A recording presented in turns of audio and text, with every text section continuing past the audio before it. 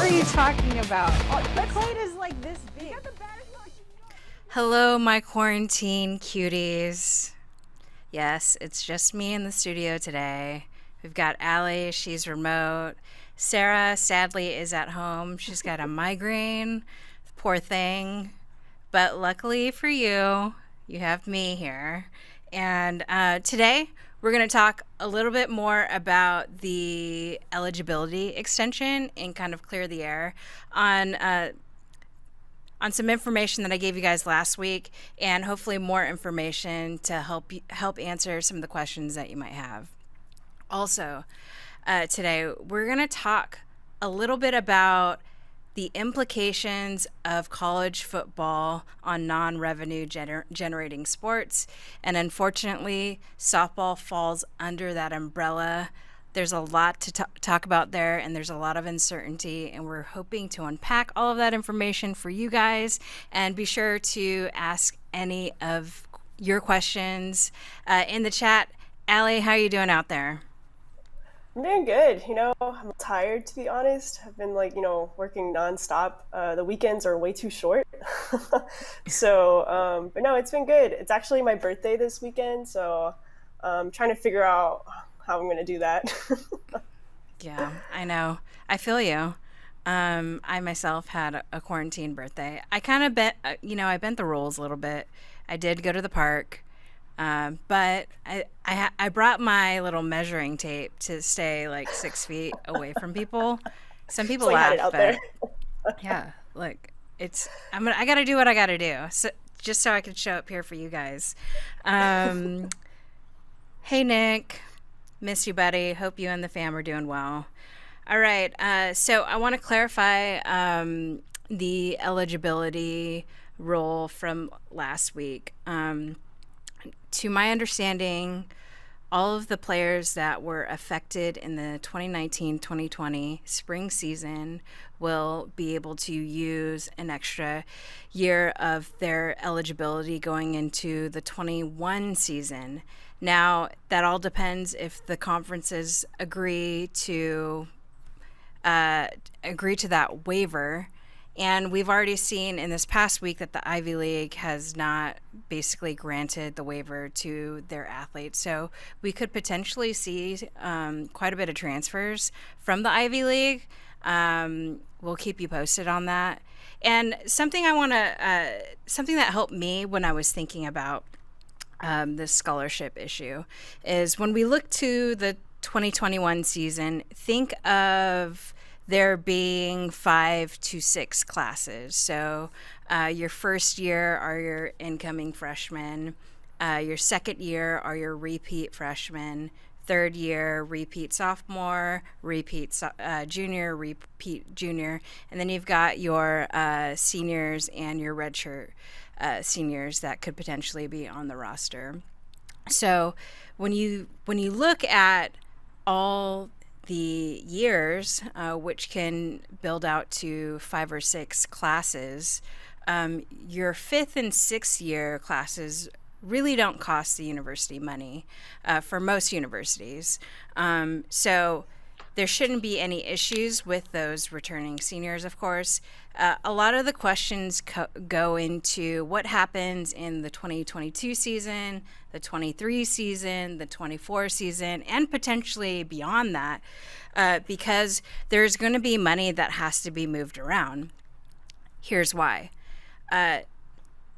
Take, for instance, this is a hypothetical situation, we go into the 2022 season, and now the repeat juniors are seniors. There's an issue of do they have enough classes to take to be eligible to play? That's one possible implication.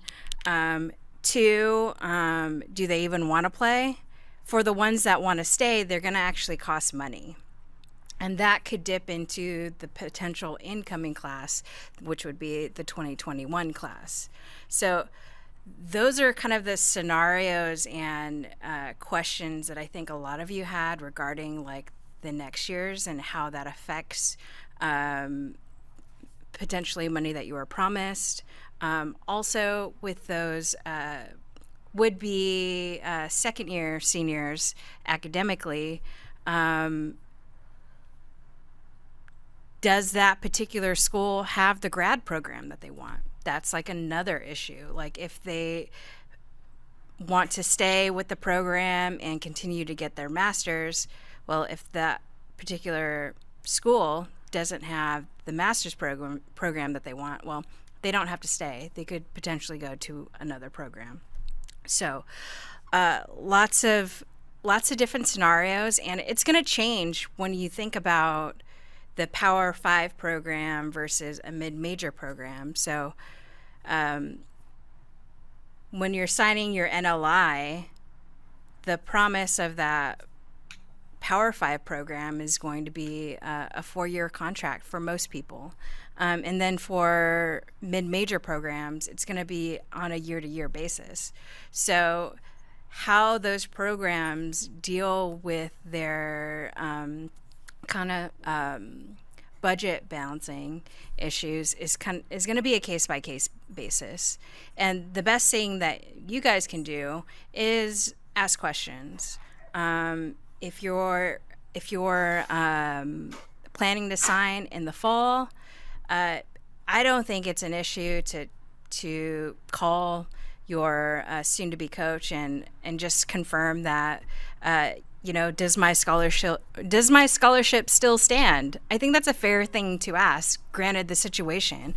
And that kind of leads me into the next kind of thing that we should all be thinking about. What happens when we don't have football? What happens, right?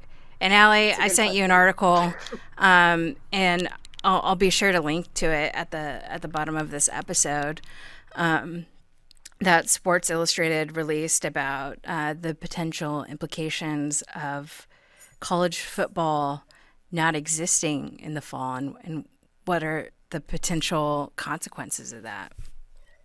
It's crazy because whenever I was reading that article, I mean, there's still a lot of questions up in the air regarding, what could possibly happen if college football does not happen and how it affects all the other sports.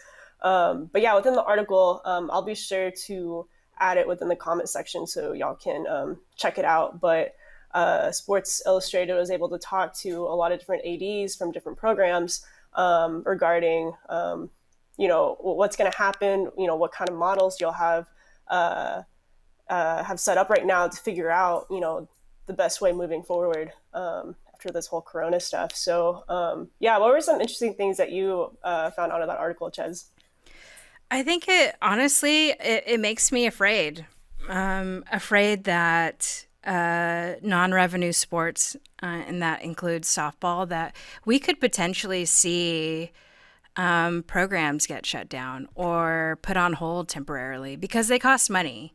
And if football isn't in place, which is a huge moneymaker, like by a long shot, when you look at the numbers between conference to conference, there's just no comparison. And if you're looking at a balance sheet, you can just see that the other sports outside of basketball and football are just not generating the amount of revenue that football is bringing in, which can cause an entire ripple effect through every athletic administration in the country. There's no way around it. So I've been talking with some coaches about potentially what are the scenarios that they're having to deal with. Well, one, they don't know when they'll be back on campus. Two, they don't know when their season's going to start up again. Like, there's a lot of uncertainty in the air. And I know every conference, every university is planning different scenarios for potentially when college football would come back. And we might see football bleed into the spring season. I think every conference is going to do what they need to do to get football back on the field. But unfortunately, I think we're going to need a vaccine before any of that happens. Right. No, I totally agree with that. I mean, if you think about it, even once all this quarantine stuff is over with, I mean, who knows? Anything could still happen if we don't have a vaccine in place. But yeah, no, this article, a lot of the ADs reference football as being the economic engine for a lot of other sports, which is completely true, especially after looking at all the stats they provided within the article, and data points and graphics. And yeah, it is scary. It definitely scares me as well. Yeah, I think the facility boom is over. I don't think we're going to see or it's going to be on pause for a while until that money gets recouped. I don't see the fancy if you've got your fancy facility now, like thank your lucky stars, because I think from here and for the next maybe 2 to 5 years, we might not see very much movement there, especially like the universities are taking a huge hit. And I think the other change we're going to see changes in schedules across the country, because some universities may be asking their teams to travel by bus. They may not be staying at the nicest hotels anymore. This is like bigger picture, but could we see changes in the conferences themselves? Just so economically it makes more sense for the universities to travel to closer places. Like these are things that are kind of unfolding and I'm sure are in talks and boardrooms that we're not allowed in. But just thinking long term about the potential implications of football being pushed further and further back, and what does that mean for softball? I just, I really hope that most of the, if not all, the softball programs across the country remain intact. But for those of the programs that aren't generating as much in ticket sales or attendance, they could potentially be on the chopping block if football continues to get pushed further out. And I don't know. I think, what are your guys' thoughts? Like, I know I just dropped a lot on you right now, and you're probably tired of the doomsday like scenarios, but like this is the reality, people. We have to be thinking about what is going to be happening to our sport short term, long term, and then how can we best plan accordingly, even though that sounds crazy, right? Things are moving like day to day. But like Donnie said, the vaccine could be 12 to 18 months out, which is like scary to talk about. Right. And like, so another crazy thing within the article that I was reading was that, so not only like if football were to not happen, obviously like ticket sales is a big chunk of the revenue that comes in regarding, football season. But another big chunk are donations. So if you think about it, of how the economy is being impacted by all this, I read somewhere within this article, it said at most Power Five programs, donations are usually responsible for about 25% of revenue. At A&M, at Texas A&M, it's more than 40%. So like Yeah. the Aggies get more than $90 million from donors, just from like the oil tycoons, which is like insane. So just think about that, just donations in general as well, how that's getting impacted by all this. Yeah. Donations, ticket sales, apparel, attendance, all of that. And they're not going to be, say, even football does come back. Like, what is going to be the protocol for handling the massive group of people that are going to be shoulder to shoulder with each other? Like, that's going to be a whole nother training of our psyche in terms of having to kind of return to that after we've been basically put to the other end of that. I'm going to read some of these comments. Robbie Wilson from NSR. I've already confirmed from a bunch of D1 coaches that they're not going to be doing the big tourneys farther away on the beach, etc. And AD's confirmed it already with the budget trimming. Yeah, I mean, these talks are already in place. The 2021 budget for travel for most softball teams is probably being totally reorganized right now because of budget. And then the other kind of question that popped up in my mind is with the eligibility rule in place, that means the roster is going to be impacted. So we'd see larger rosters. But could we see larger rosters? Because with the larger roster, that means more money. That means more practice gear, more uniforms, more equipment, which kind of adds up over time. More meals to pay for on the road, another hotel room. Like these things are beginning to add up. And it'll be really interesting to see how these programs get creative with potentially raising their own funds for their programs. And things are going to change too, because this summer, I'm sure you guys know, some softball camps are starting to cancel because they're not allowed to have anybody on campus. So there's like another impact right there when it comes to recruiting, when it comes to some of these volunteer coaches and director of ops making additional money throughout the year. It's just, it kind of snowballs. But let me get to one of these questions by Cassie Joanna Benson. How will this affect young athletes that are committed? Right now, nothing has really changed because each coaching staff, I imagine, they've had meetings in the last week to figure out how they're going to distribute money. And what you can do right now is basically just ask the question like, hey, does my scholarship still stand when I sign in November? And that's all you need to know. As long as your coach confirms that money still stands, you really don't have too much to worry about. I think where it gets tricky is for the 2021 class.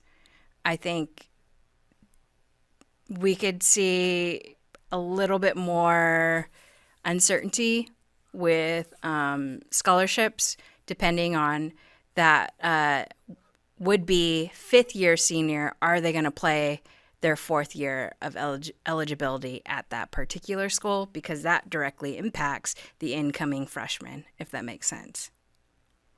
Yeah, we good? Are we on the same page here? Donnie brought up a pretty funny comment. He said, Ivy League kids aren't going to the portal. They're going to six-figure jobs. Oh, right. I know. Hey, if you can lead me to that six-figure job, like, holla at your girl, because I know there are millions of people who would like to have that information. Very true. All right. Let's see. We have some Robbie comments. Go ahead. Most coaches, he said most coaches have said late July or August best for camps. Yeah, I hope that's the case. Like, I want it all to come back, but we're kind of like on a week-to-week basis, and flatten the curve, stay in your homes. I think that really helps. But I think no matter how you paint the picture, there are huge economic blows that have been dealt with these universities and colleges across the country. So no matter what, if you're committed, ask the question and confirm the money that was promised to you. If you're not committed, you might have to get a little bit more creative with the package that you're presenting to the coaches. For instance, when I coached, I remember we had a really good athlete. She was part Native American. And it turns out at our particular university, there was a grant available for her, and she applied for it, and then she was able to earn some extra money. I think when you present kind of a financial package to a school that you're interested in, I mean, it definitely makes it more appealing. It does less work for them, and you become a more valuable asset to their program because you don't cost as much money. So those are some things to start to think about. if you're one of those uncommitted players. All right. Let's see, Dave Keene. But when trying to recover from a disaster or a serious crisis like this, it's very important that part of the recovery is to attempt to return things to normal. That is going to be the trick here and difficult. I mean, I agree and I disagree. I think we need to have a sense of perspective that we're not in a normal situation. We're not acting normally by staying in our houses all day. Like, things have changed. And I know for some of you athletes out there, this is like a real bummer. Like, 1 week you were able to do online training with your strength and conditioning coach, and then the NCAA says, hold up, nope, can't do that. They need to be supervised by a professional. And it's like, shit. Come on. Like... No, seriously, that's like it's the best like way to put they it. thought of an opportunity to get creative with like what they were doing at home to stay active, to stay in shape, and then now there's like more rules in place to kind of put a kibosh on things. And it's like, come on, like, let's have some flexibility with what these student athletes are going to be able to do. Their lives have been completely disrupted. Some of them, their seasons have been taken away. And not every senior who like is able to play that additional year, they may not take that opportunity because, one, they may have already graduated and they may have a job or internship waiting for them. These are hard decisions that a lot of seniors are having to make across the country, and it's complicated. So I think, yeah, it's a difficult situation. As much as we try to normalize it, like, it's not a normal situation. And I was actually thinking about this the other day. I was like, the amount of athletes and student athletes who are having to deal with just like straight up online classes, like, I can't imagine how hard that must be. Like, it's so nice to be there in class and listen to your professor. And I don't know, I can't even fathom how hard it would be to, be able to pay attention during an online course, which, I mean, is what everyone is having to deal with right now. So on top of that, and juggling with like, staying in shape, like, that's tough. Yeah, it's complicated. And I think for all of us, it's just, we got to do what's best for us. And for those of you who, it's hard, right? You're trying to imagine what your next week is going to look like. And it's hard right now. And the more we can do our part, the closer we'll get to what Dave was talking about, like our normal life. But each of us has got to do their part. I'm going to read another. Robbie in here is just like slinging the info. Robbie Wilson from NSR: committed but not signed kids need to check with their coaches too. Yep, just made that note. Bigger schools will still have the money, but the number of kids playing their position will increase because of the 5-year kids instead of 4. Correct. Just another way of kind of rephrasing that is each coach is building out a depth chart for every single year. And potentially that blue chip kid who is coming in 2022, I'm just making this up, and that blue chip shortstop might still be there. So are you going to be okay with that whole scenario? Like, these are the questions you need to start thinking about. And regardless of like this particular situation, you should be thinking about that anyway when you're being recruited from these schools. And hey, let's not sugarcoat it. There are going to be some players that like are in between, like those would-be 5th-year seniors who are playing and incoming freshmen who might transfer. With the flexibility of the portal, we might see those kids jump to other schools anyway, which frees up money, and then now we have this whole shuffle of scholarship money. All right. Is it possible that they will drop scholarship for the 2021 class to keep a senior? I think it's possible. Look, the coaches can do whatever they want with their allotted 12 scholarships. So they could potentially do that. Or, like I just kind of referred to before, any one of those sophomores, juniors, or seniors could leave, which frees up money for that incoming 21 class. So that's like another potential scenario. Or the coach is going to have to decide between that fifth year senior and the incoming freshman, which I think by this point, a lot of them have already made that decision.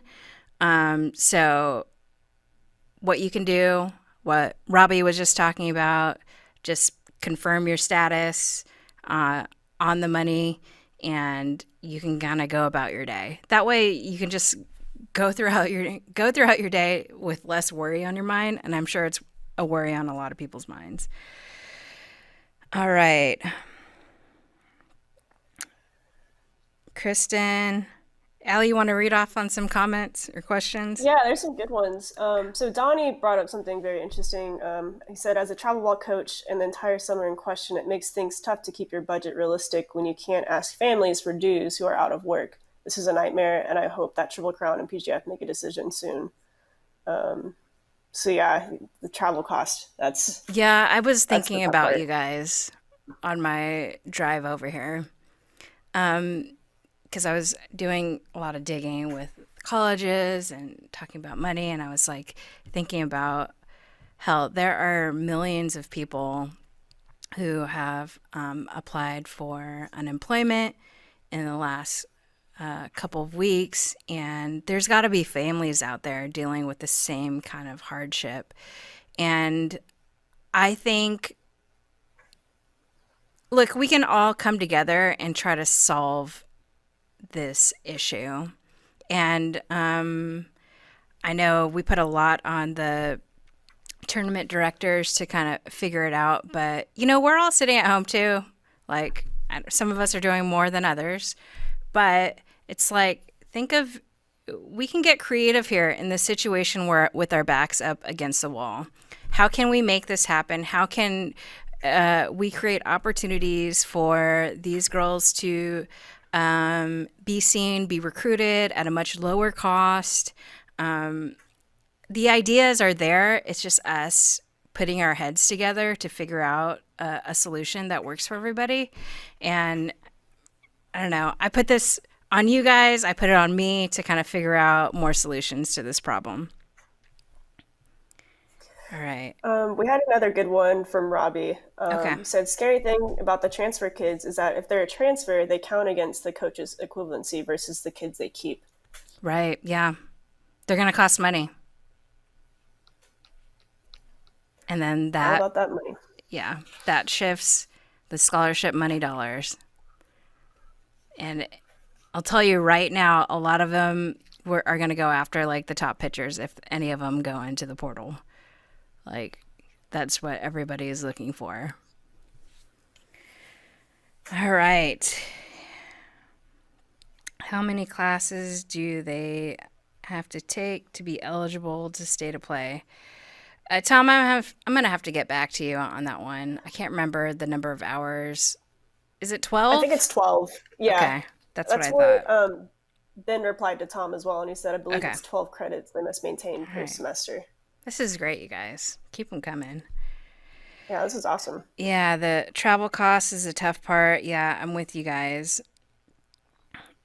Yeah, gosh, I just think of like the money you guys are spending, and we don't even know if you can fly there yet. Yeah, that's a good question. Well, actually, they can fly there. They could fly there. Let me backtrack. They can. But it's like the risk, right? Yeah, they do run the risk. Okay. Dave, new normal, gotcha. The financial impact of this is going to be staggering and long-lasting. I'm totally with you. I know we care about softball, but it's going to change everything, not just softball. Yeah, I agree. Soccer, lacrosse. We have wrestling here. We saw Old Dominion. They shut down their wrestling program. So I think we're just seeing the beginning of it, and this could have long-term ramifications for all non-revenue generating sports. It's basically just a huge domino effect. Oh, absolutely. All right. You see any other questions?